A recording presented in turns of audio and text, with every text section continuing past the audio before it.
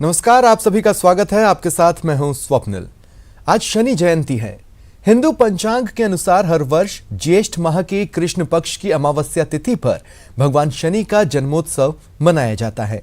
मान्यता है कि ज्येष्ठ अमावस्या पर ही न्याय और कर्म के देवता भगवान शनि का जन्म हुआ था। ज्येष्ठ अमावस्या पर शनिदेव की विशेष पूजा आराधना और मंत्रों का जाप कर भगवान शनिदेव को प्रसन्न किया जाता है। ज्योतिष और धर्म के नजरिए से भगवान शनिदेव की पूजा करने का विशेष महत्व होता है।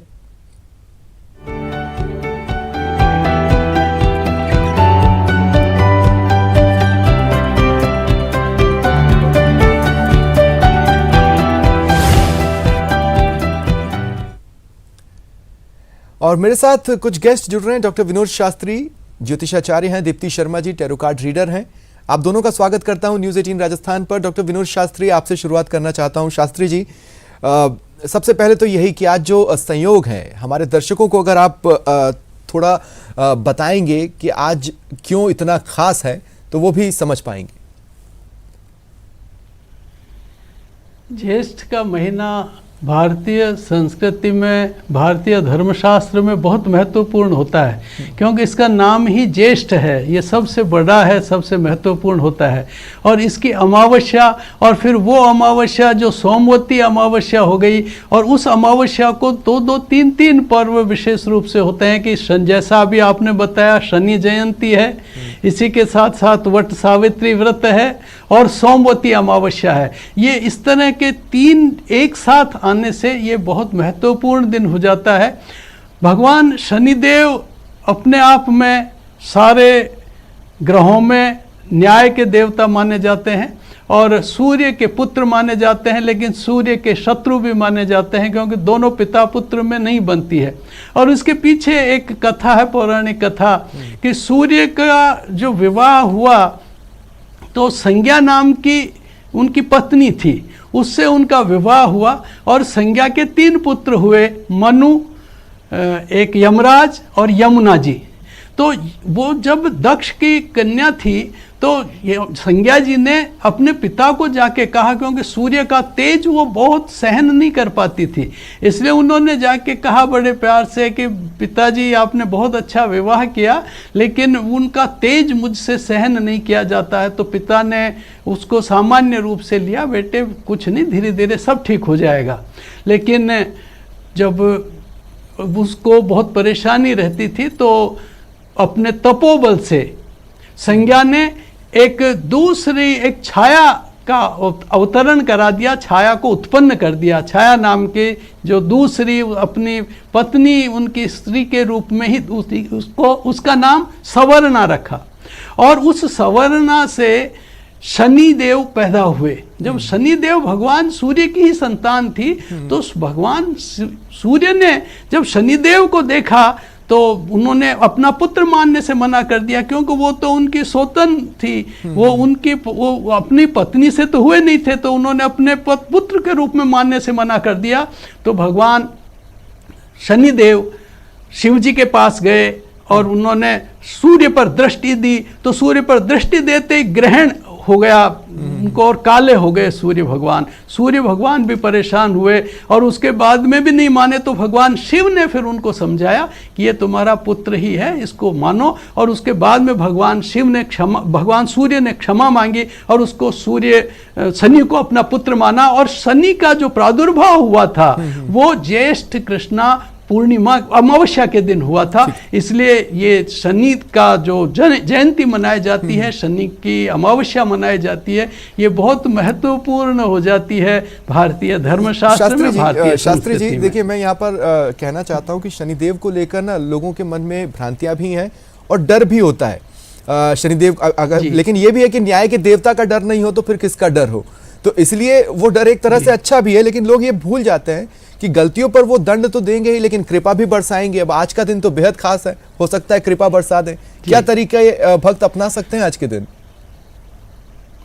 शनि देव तो सदैव कृपा ही बरसाते हैं, क्योंकि छाया की पुत्र हैं और छाया का पुत्र वायु होता है। जो वायु है ये तो वायु स्वरूप है, सर्वत्र व्याप्त है। और जो शनि का जो भौतिक स्वरूप भी बना हुआ है, जैसे अभी ब्रह्मांड में जो शनि का बिंब बना हुआ है, पिंड जो बना हुआ है, उसमें भी चारों तरफ वायुमंडल ही वायुमंडल है। और हमारे शरीर में भी वो वायु का प्रतीक होता है। तो शनि सबको अनिष्टकारी होता है ऐसी बात नहीं है, ये भ्रांति है। शनि तो भाग्योदय का सबसे बड़ा कारक है। शनि को लेकर उसके साढ़े साथी, उसकी ढैया और शनि की दशा, इनको लेकर भी कई तरह की भ्रांतियां हैं। पर शनि जैसे आजकल मकर और कुंभ राशियों में जैसे चल रहा है, तो ये अपनी राशि में जब शनि चलता है तो ढैया और साढ़े साथी का दोष ही नहीं होता है, वो किसी तरह की परेशानी देता ही नहीं है। पर अभी जैसा कोरोना काल तो चल रहा है, उसको केवल शनि से, आज का दिन से बेहतर कौन सा दिन हो सकता है उन्हें प्रसन्न करने के लिए? कैसे प्रसन्न कर सकते हैं?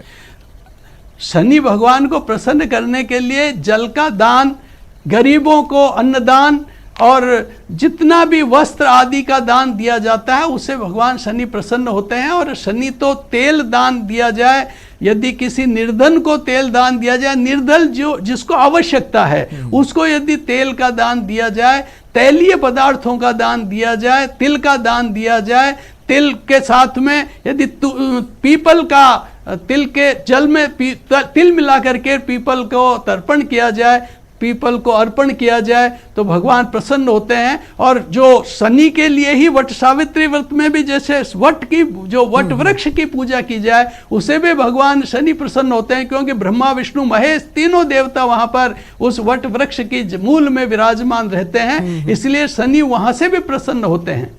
ठीक है शास्त्री जी, मैं आगे आपके पास आऊंगा। दीप्ति जी, मैं आपके पास आ रहा हूं। देखिए, ये टैरो कार्ड रीडिंग मेरा प्लेइंग फील्ड नहीं है, मुझे बहुत मुश्किल से ही उसकी कुछ चीज़ें समझ में आती होंगी, लेकिन फिर भी एक अबूझ पहेली है, क्या शनि का कोई रिलेशन है टैरो कार्ड रीडिंग में? देखिए, अगर मैं इसको डायरेक्ट ना कहूँ तो इनडायरेक्ट वे में साइंटिफिक तरीके से मैं इसको समझाने की कोशिश करती हूँ। देखिए, सबसे पहले तो मैं आप सभी का धन्यवाद देती हूँ इस कार्यक्रम के लिए, शास्त्री जी का भी धन्यवाद देती हूँ, उनका आशीर्वाद बना रहे। कार्यक्रम को हम आगे बढ़ाते हैं और देखते हैं कि शनि का जो है टैरेट के साथ जो महत्व है वो देखिए। शनि, जैसे कि शास्त्री जी ने बताया कि वायु के छाया के पुत्र हैं, तो वायु स्वरूप हैं, हर जगह विद्यमान है।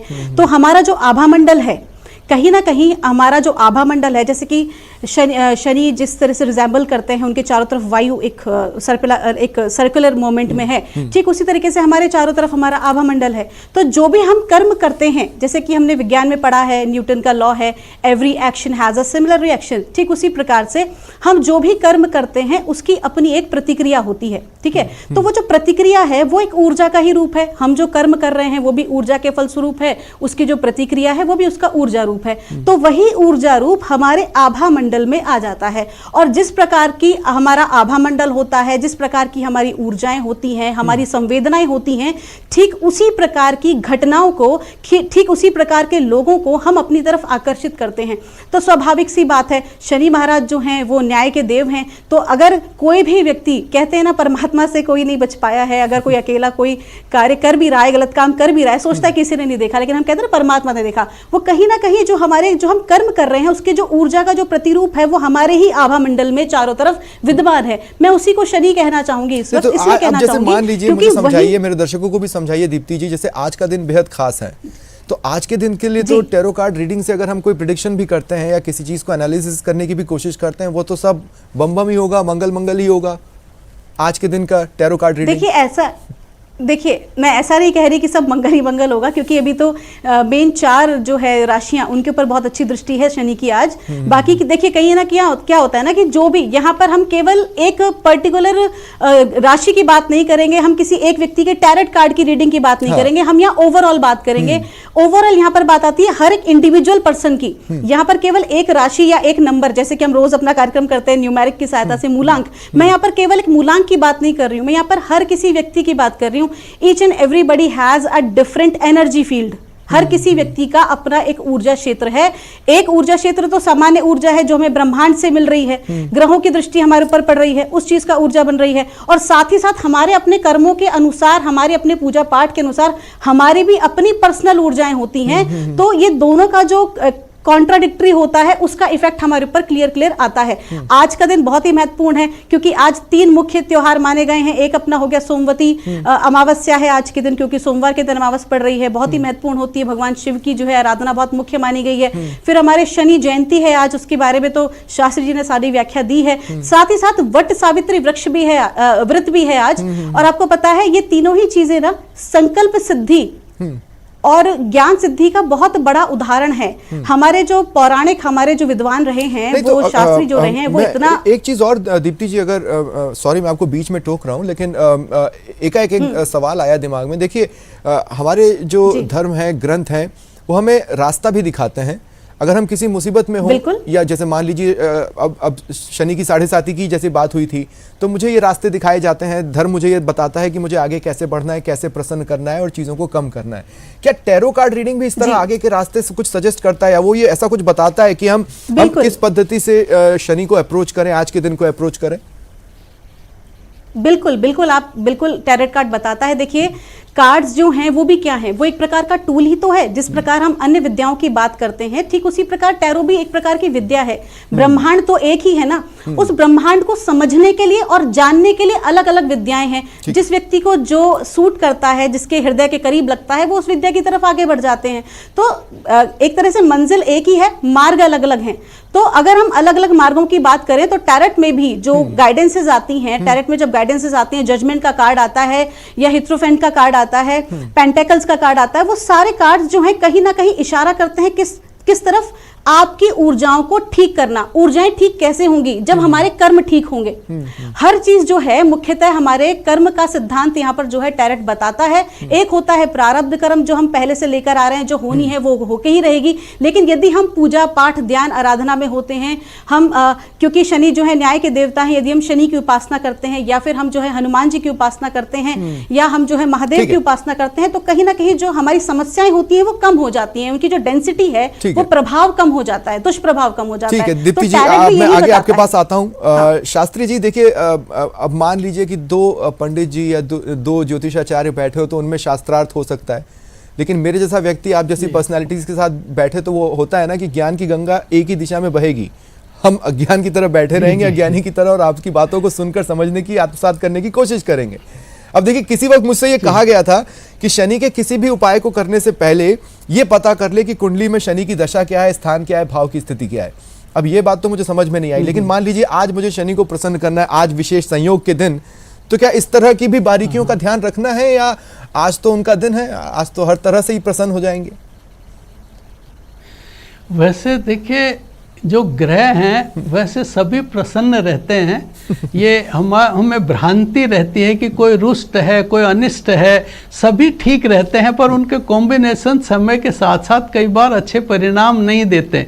उसमें हमारे कर्म सबसे ज़्यादा प्रभावित करते हैं, और कर्म को शनि प्रभावित करता है, क्योंकि शनि कर्म का देवता है। जिसको हम कहें लेबर क्लास कहें, मजदूर वर्ग कहें, तो मजदूर वर्ग में भी शनि आता है, तो न्याय का देवता भी शनि होता है, तो चिंतन का देवता भी शनि होता है। हमारी कल्पनाएं जितनी भी हैं, मन जो इधर उधर दौड़ता है, इंद्रियां जो इधर उधर, कर्मेंद्रियां ज्ञानेंद्रियां जो दौड़ती है, उनमें भी शनि है। तो शनि को पहले दशाएं देखने की जरूरत नहीं है। जिसको अच्छा है या बुरा है, शनि की पूजा करने में कभी कोई दोष नहीं है। कोरोना हुआ है या नहीं हुआ है, लेकिन वैक्सीन लगाना तो सबके लिए जरूरी है। हम तो घर पर रहकर ही उनको प्रसन्न कर सकते हैं। घर पर रहकर प्रसन्न कर सकते हैं। जिनके घर पर कोई काम करने वाली बाई आती है, वो छाया रूप ही होती है। उसकी यदि अर्चना की जाए, उसको कुछ भेंट की जाए, उसको प्रसन्न किया जाए, तो शनि प्रसन्न होगा। घर में कोई मजदूर काम कर रहा है, उसको लड्डू खिला दिया जाए, उसको वस्त्र दे दिया जाए, तो प्रसन्न होगा।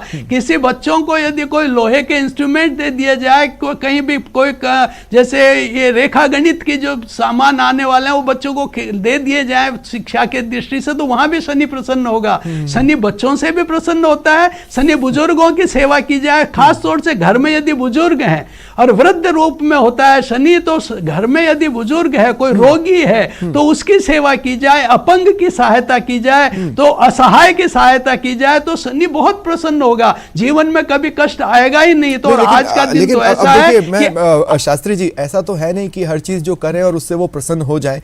कुछ तो ऐसे भी काम होते हैं जिससे वो अप्रसन्न होंगे। होंगे। जैसे मुझे जहां तक याद है, मेरे बुजुर्ग मुझसे ये कहा करते थे आज के दिन खास तौर पर निगाह रखते थे मेरे ऊपर कि कहीं मैं कागज के टुकड़े तो नहीं कर रहा हूं या फिर मैं नाखून से जमीन तो नहीं खरोच रहा हूं। तो ऐसी भी तो कुछ चीजें होंगी जो बिल्कुल आज करना ही नहीं है। देखिए, ये चीज़ें तो हमेशा ही नहीं करनी चाहिए। जैसे नाखून कुचलना है, नाक में अंगुली देना है, कान में अंगुली देना है, दांतों को कुचलना है, ये चीज़ें, और नाखून से जमीन कुचलना, पेपर को काटना, फाड़ना, किसी चीज़ को तोड़ना, ये सारी की सारी चीज़ें तो आज ही नहीं हमेशा ही अशुभ होती हैं। इसलिए इनके कारण ये तो जो भी कोई ऐसा करता है तो वो तो अशुभ चीज़ होती है। किसी चीज़ को कोई तोड़ता है, जैसे हम कहीं जा रहे हों और बर्तन भी टूट जाए, कांच का बर्तन भी टूट जाए तो अशुभ मानते हैं। तो ऐसे ये टूट फूट से तो यथासंभव बचना ही चाहिए कि इनसे तो अनिष्ट का भाव की जो कि निगेटिव एनर्जी आती है, और शनि का खास तौर से है कि जहां निगेटिव एनर्जी आती है वहीं अनिष्ट कर देता है। तो जैसे सूर्य ने भी जब निगेटिव दृष्टि से शनि को देखा तो शनि ने उनको निगेटिव कर दिया, उनके साथ नकारात्मक प्रभाव कर दिया, अपने पिता को ही सबक सिखा दिया। तो वैसे ही शनि यदि हम नकारात्मक भाव रखते हैं तो नकारात्मक भाव तो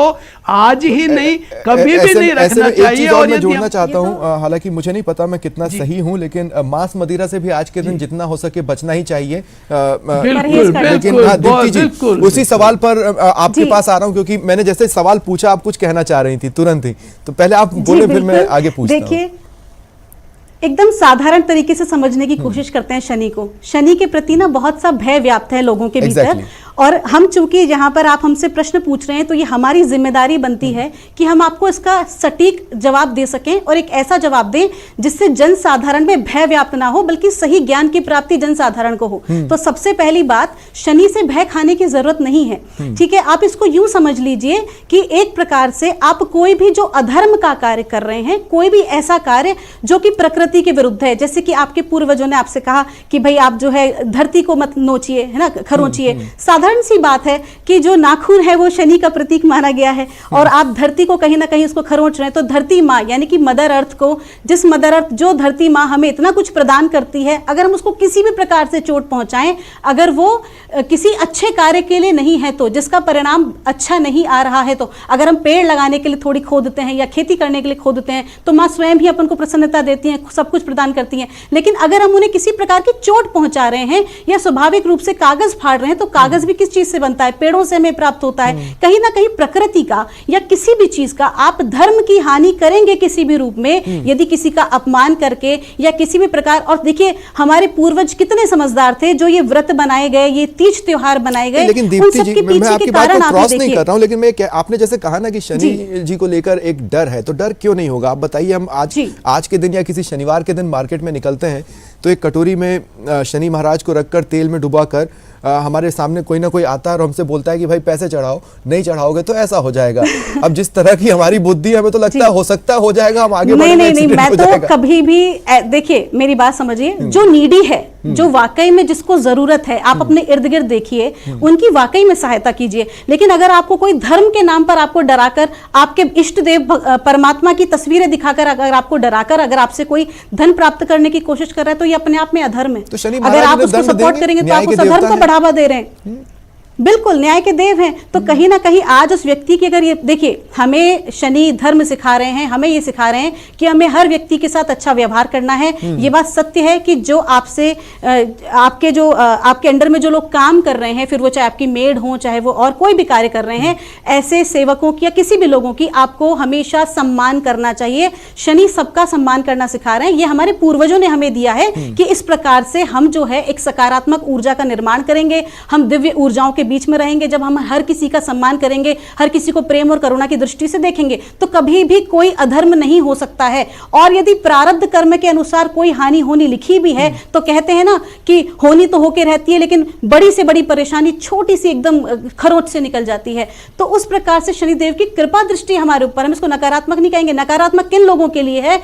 जो जानते हैं कि हम गलत कर रहे हैं, जो व्यक्ति अपने हृदय में जानता है कि वो दूसरों का दिल दुखा रहा है, वो किसी गरीब के साथ अन्याय कर रहा है, किसी का शोषण कर रहा है, किसी के प्रति गलत भावना मन में ला रहा है, तो फिर शनि क्या, जो देख रहे हैं कहीं ना कहीं उनको नियुक्त किया गया है शनि को, तो कहीं ना कहीं जिसको भी नियुक्त किया जाएगा तो उसका परिणाम तो भोगना ही होगा। मेरा अंतिम सवाल है शास्त्री जी, मैं आपसे ही ले लेता हूं। देखिए, सकारात्मकता की हम बात करते हैं, जिसे इंग्लिश में पॉजिटिविटी भी कहा जाता है, उसको अचीव करना इतना आसान नहीं होता डे टू डे लाइफ में। इसलिए मेरा अंतिम सवाल यह है कि आज आप शनि के जो भक्त हैं या जो भक्त नहीं भी हैं, उनको क्या कहना चाहेंगे कि आज का भी जो वक्त बचा है उसमें वो कुछ एक ऐसा कर लें जिससे उनके खाते में कम से कम ये बात आए कि उन्होंने आज एक सही कदम तो कम से कम उठाया है। देखिए, शनि पर्यावरण का भी देवता है और ऐसी स्थिति में प्रकृति का पूजन, यदि शनि के लिए प्रकृति का पूजन, बड़ों का सम्मान, सकारात्मक ऊर्जा, वृक्षों को लगाने का संकल्प और जल दान का संकल्प लिया जाता है तो शनि स्वतः प्रसन्न होते हैं। और शनि प्रसन्न होते हैं चूँकि ये न्याय के और श्रम के देवता हैं, प्रकृति के देवता हैं, इसलिए हमारे चारों तरफ के वातावरण को, हमारे पारिवारिक वातावरण में कभी भी अपशब्दों का उपयोग न करें। हम कोई भी क्रोध पर, मन पर नियंत्रित रखें, क्योंकि मन को भी चंद्रमा के साथ साथ शनि भी प्रभावित करता है, क्योंकि जब चंद्रमा के साथ शनि होता है तभी मनोरोग होते हैं, साइकेट्रिक प्रॉब्लम शुरू हो जाती है। इसलिए शनि देवता महत्वपूर्ण है कि मन को अनियंत्रित होने से बचाने के लिए भी शनि, हम सकारात्मक ऊर्जा के लिए